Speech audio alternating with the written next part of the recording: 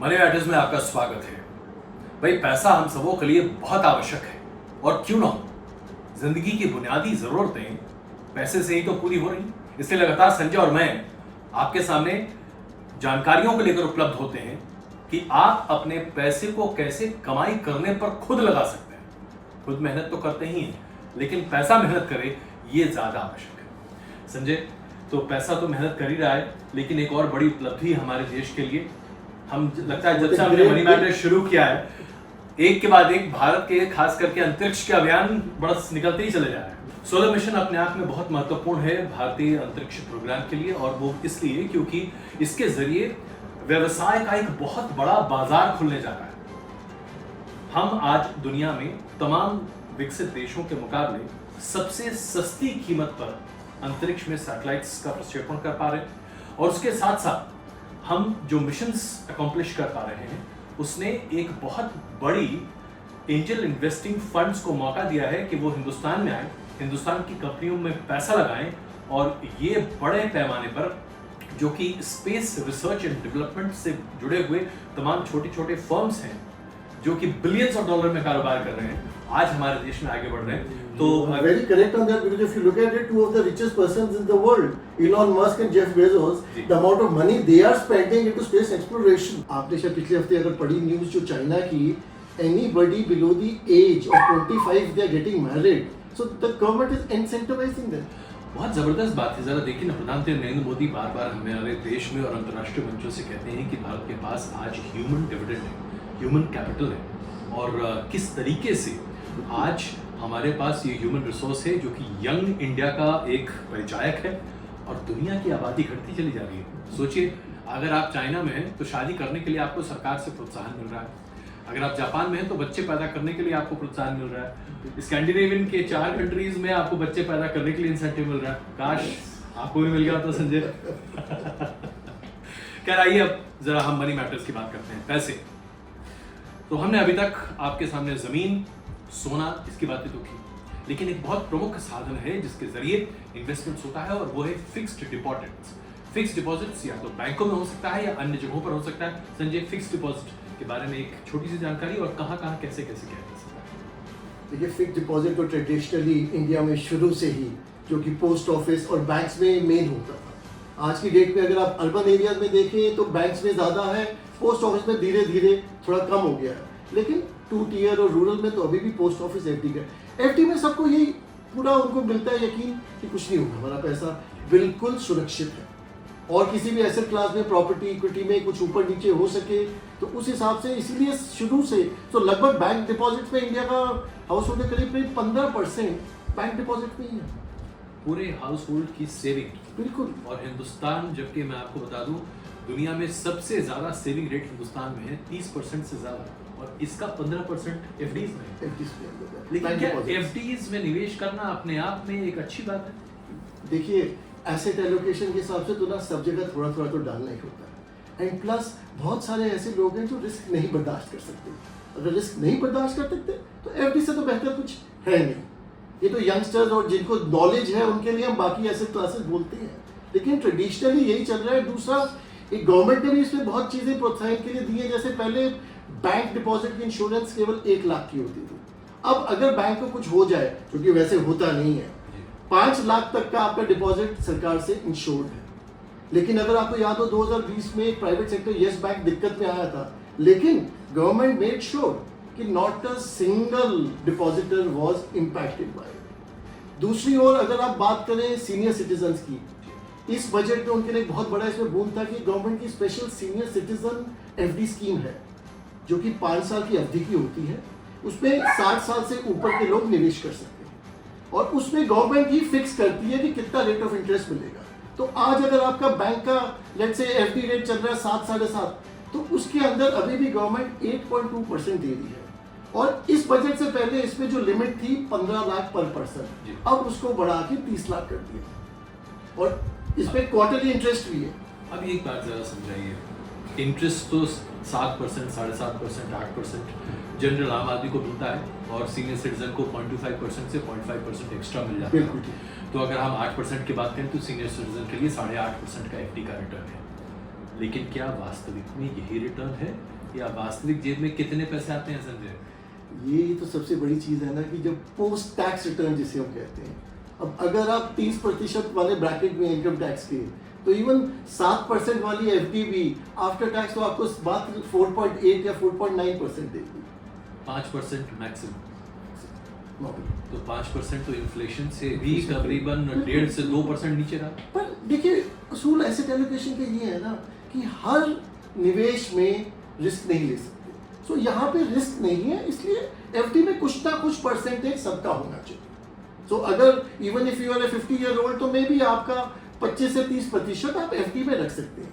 FD में आपका ये हो गया, पोस्ट ऑफिस है, बैंक है, then you have another thing called corporate fixed FDs, जिसमें कि बहुत अच्छी कंपनीज हैं, companies like Bajaj finance, companies like PNB housing, Shriram finance. तो यहाँ पे आपको बैंक से थोड़ा सा ज्यादा मिलता है। लेकिन इस तरह के जो कॉर्पोरेट एफडीज हैं, क्या ये उतने ही सुरक्षित होते हैं जितने बैंक में एफडीज हैं, या यहाँ असुरक्षा का भाव ज़्यादा हो सकता है? देखिए, थोड़ा सा तो अंतर है, बिकॉज बैंक की तो देखिए 5 लाख की आपकी इंश्योर्ड है।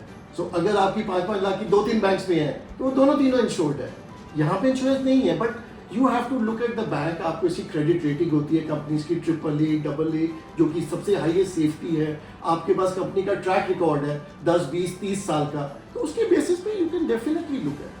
तो अगर किसी व्यक्ति के पास लमसम पैसा है और वो उसको एफडी ही करना चाहता है, क्योंकि अभी एफडी के पॉजिटिव और नेगेटिव पर मैं बाद में आता हूँ, लेकिन अगर आप एफडी ही करना चाह रहा है, कोई हमारा निवेशक है, तो वो बैंक एफडीज में पैसे लगाए या कॉर्पोरेट में लगाए या दोनों में बांट कर लगाए? दोनों में बांट के लगाए। और अगर 60 साल से ऊपर है, तो सबसे पहले 30 लाख रुपए का अपना सीनियर सिटीजन स्कीम करें, उसके बाद उस अमाउंट को कॉर्पोरेट एफडी और बैंक में डालें, और तो भाई दोनों में डिस्ट्रीब्यूट करो। कॉर्पोरेट एफडी में भी एक में नहीं, 2-3 जगह पे डालें। 2-3 जगह डालें। और कॉर्पोरेट एफडी में आमतौर पर बैंक एफडी से तकरीबन कितना ज्यादा इंटरेस्ट मिल जाता है?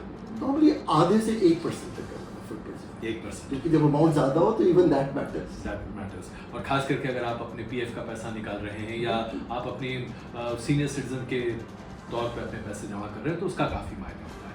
अब ज़रा मुझे ये समझाइए कि एफडी में पैसे रखना आमतौर पर सीनियर्स के लिए तो सही है, लेकिन हम जब बात करते हैं 25 साल से लेकर 50 साल तक के एज ब्रैकेट के लिए, क्या इस तरह के लोगों के लिए एफडी अच्छा है? क्योंकि आमतौर पर जितने भी घरों में आप चले जाइए, जितनी भी महिलाएं हैं, उनकी पहली चॉइस होती है या तो सोना खरीद दो या एफडी में पैसे डालो, क्योंकि ये बर्बाद नहीं होगा। तो क्या इस एज ब्रैकेट के लिए 25 से 25 साल का ये जो गैप है, इसके लिए एफडी अच्छा है?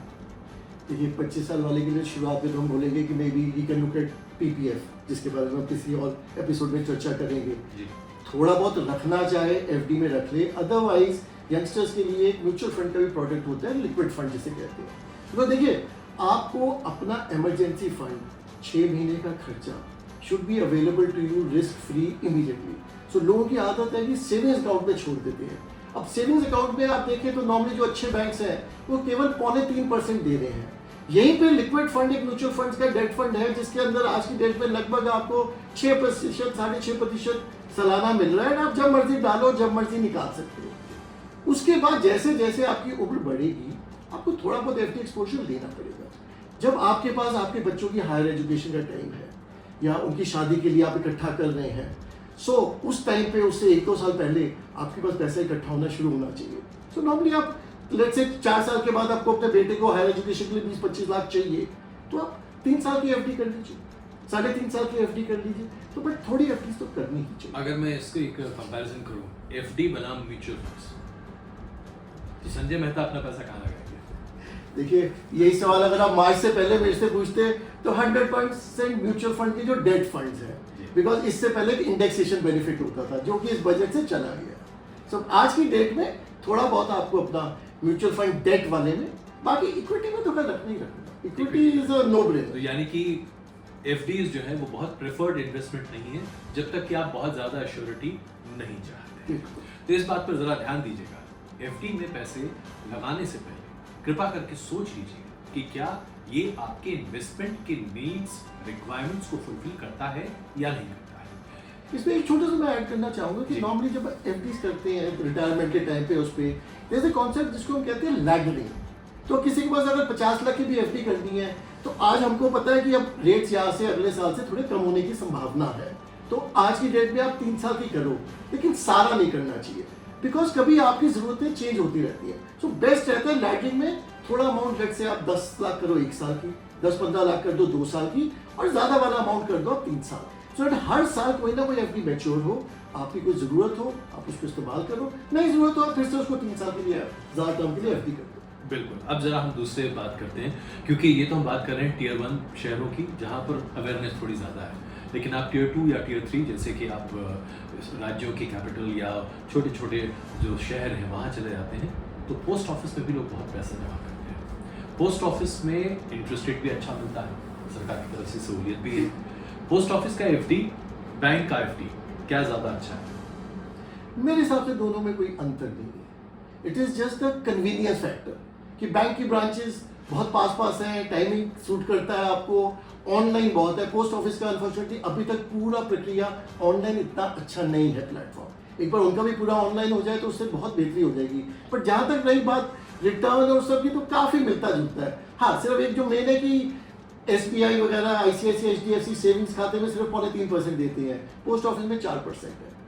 अभी जो सीनियर सिटीजन स्कीम है, नॉर्मली लोग काफ़ी लोग उसको पोस्ट ऑफिस में भी कर सकते हो, आप उसको बैंक में भी कर सकते हो, और पोस्ट ऑफिस में फिर आपको 1, 2, 3, 4, 5 साल जैसे बैंक एफडी से वैसा ही, कोई खास फर्क नहीं, खास फर्क। बस ये जमा करने का एक मीडियम।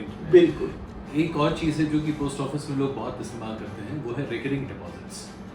रिकरिंग डिपॉजिट जो पोस्ट ऑफिस में किया जाए या कहीं भी किया जाए, वाकई में फ़ायदेमंद होता है या दरअसल आप अपना ही पैसा खा रहे होते हैं? नहीं, रिकरिंग डिपॉजिट तो देखिए, अब हर किसी के पास एक लमसम में एक बड़ा अमाउंट नहीं होता एफडी करने के लिए, तो उसमें क्या है कि अगर वो हर महीने थोड़ा थोड़ा सेव करना चाह रहा है, लेट से 2000, 4000, 5000, तो उसके लिए आरडी बहुत अच्छा है। जैसे हम म्यूचुअल फंड के SIPs करते हैं जो कि 100 रुपये से शुरू हो सकता है, तो ऐसे ही आरडी आप कितने भी अमाउंट से शुरू करते हैं, तो हर महीने अगर आपका 1-1000 भी है, आपने 1 साल 2 साल की एफडी करी, इंटरेस्ट रेट तो कंपैरेटिव भी मिलता है, बट आपका अमाउंट धीरे धीरे इकट्ठा होकर फिर 2 साल के बाद थोड़ा जब बड़ा फिगर मैच्योर होता है, उसके बाद आप फिर चाहे अगर जरूरत है तो यूज करो, नहीं है तो फिर उसको आप आगे ऐसे लंप सम एफडी कर दो। बट आरडी इज गुड जिनके पास ज्यादा अमाउंट नहीं है। ज़्यादा अमाउंट नहीं, तो यानी कि जो म्यूचुअल फंड में सिप करते हैं उसी तरीके से रिकरिंग डिपॉजिट होता है, जो कि एक तरह का फिक्स्ड डिपॉजिट ही है आपके लिए, लेकिन ये सिप के तौर पर जाता है। अब इससे पहले कि हम अपनी चर्चा को समाप्त करें, मैं संजय आपसे ये समझना चाहता हूँ कि अगर निवेश कर रहे हैं और मान लीजिए कि कोई व्यक्ति है जो कि 58 साल की उम्र में रिटायर भी कर रहा है, चलिए यहाँ बात करते हैं, और उसके पास एक लमसम 50 लाख रुपए उसके पास है, कितने पैसे उन्हें एफडी में डालना चाहिए, कितना मार्केट में लगाना चाहिए, किस तरह से ये डिवीजन करना चाहिए? आमूमन जरूरतें तो हर किसी की होती हैं। देखिए, ये again one size doesn't fit all, सबके लिए अलग अलग है। जो फाइनेंशियल इन्वेस्टिंग का आधार है वो तो यही कहता है ना, 100 माइनस योर एज आपको इक्विटी में एक्सपोजर लेना चाहिए, तो उस हिसाब से तो कम से कम 40% इक्विटी में होना चाहिए। बाकी जो प्रतिशत है, सो अगर 50 लाख की बात करें तो 20 लाख में भी उसको म्यूचुअल फंड इक्विटी में डालना चाहिए, इकट्ठा नहीं, liquid to STP transfer plan कहती हैं, तो वो में भी 6 महीने साल भर का। बाकी अमाउंट को एफडी में रखना चाहिए, लेकिन पूरे अमाउंट को लॉक इन नहीं करना चाहिए। कुछ अमाउंट उसको या तो फ्लेक्सी एफडी या लिक्विड फंड या उसको ऐसे अवेलेबल हो, कभी भी जरूरत पड़ जाए तो वही लैडरिंग भी उसको आएगी। 58 में अगर वो सीनियर सिटीजन के लिए नहीं करता तो जैसे 30 लाख है, 5 लाख अपना इमरजेंसी फंड या उसके लिए रख ले, बाकी को 1 साल 2 साल 3 साल की एफडी में डिस्ट्रीब्यूट करें। बिल्कुल। तो ये एक संजय ने अभी आपके सामने एक खाका रखा है, लेकिन जैसा कि अभी संजय ने आपसे बताया कि ये खाका तब सार्थक है जब आपकी जरूरतों को पूरा करता है, अन्यथा आप इस पूरे खाके को बदल भी सकते हैं। संजय तमाम जानकारी के लिए आपके सामने उपलब्ध हैं, आप मेल करें हमें mail@indiandialogues.com पर या indiandialoguesnews@gmail पर। संजय आपके सवालों के जवाब देना बखूबी पसंद करेंगे। बहुत धन्यवाद हमसे जुड़ने के लिए।